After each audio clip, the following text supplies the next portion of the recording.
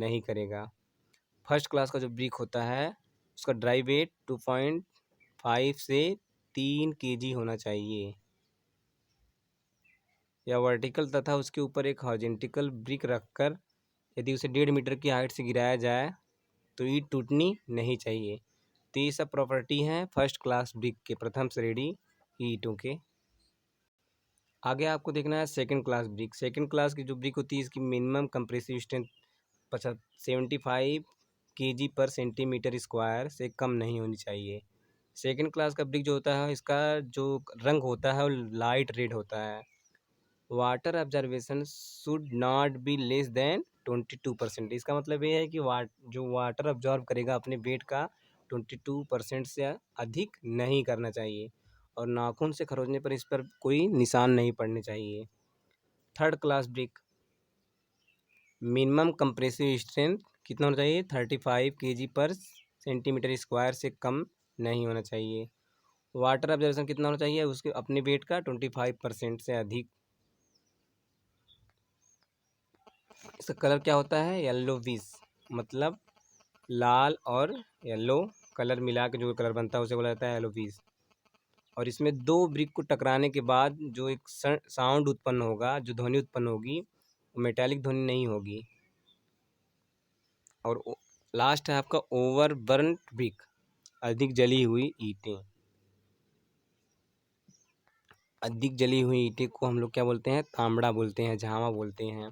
इसकी स्ट्रेंथ क्या होती है 300 से 350 किलोग्राम पर सेंटीमीटर स्क्वायर तक होती है। देखिए कुछ स्पेशल फॉर्म्स ऑफ ब्रिक्स, ईंटों के कुछ स्पेशल फॉर्म हैं, स्पेशल रूप हैं। पहला 3/4 ब्रिक बेड।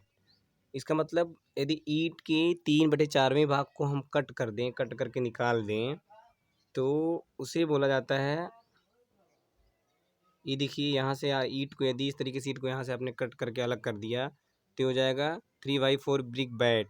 इसका यूज कहाँ किया जाता है फ्लेमिश बॉन्ड बनाने में करते हैं। आगे आप पढ़ेंगे, अब सिविल इंजीनियरिंग के आगे आप अगले ईयर में पढ़ेंगे फ्लेमिश बॉन्ड, इंग्लिश बॉन्ड, ये सब क्या होता है, तो इसके लिए परेशान होने की ज़रूरत नहीं है। आगे उसके बाद आपका 1/2 ब्रिक बेड। 1/2 ब्रिक बेड का मतलब ये है कि ईंट को यदि क्या किया जाए आधे 1/2 से कट करके अलग कर दिया जाए तो इसे बोला जाता है 1/2 ब्रिक बेड, जिसको आप हिंदी में अद्धा भी बोलते होंगे। इसका यूज आप जानते ही हैं दीवार को बांधने में किया जाता है।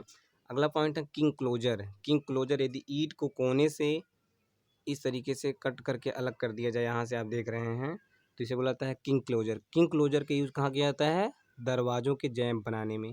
दरवाज़ों के जैसे दरवाजे हैं तो दरवाजे के किनारे में यहाँ इस तरीके से यहाँ यूज़ करना होगा। आगे क्वीन क्लोजर। क्वीन क्लोजर यदि लैंडस्केप मोड में यदि ईंट को रख दिया जाए और वहाँ पे ईंट को यहाँ से इस तरीके से आप यहाँ चित्र में देख रहे हैं कट कर दिया जाए तो इसे बोला जाता है क्वीन क्लोजर। और क्वीन क्लोजर का यूज़ किया जाता है इंग्लिश बॉन्ड बनाने में, इंग्लिश बॉन्ड बनाने में या प्लेन को तोड़ने के लिए किया जाता है। अगला पॉइंट आपका है कैंट ब्रिक। कैंट ब्रिक ईंट की जो गहराई होती है उसके गहराई के आधे से यदि ईंट को इस फॉर्म में कट कर दिया जाए तो उसको जाता है कैंट ब्रिक। इसका यूज दरवाजे के, इसका भी यूज क्या किया जाता है दरवाजे के जैम बनाने में ही किया जाता है।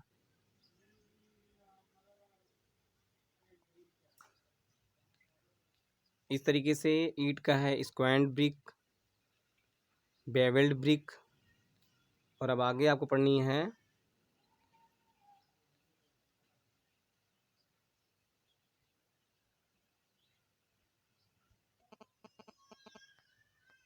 अगला टॉपिक आपका है हॉलो ब्रिक। हॉलो ब्रिक को बोलते हैं खोखली ईंटें।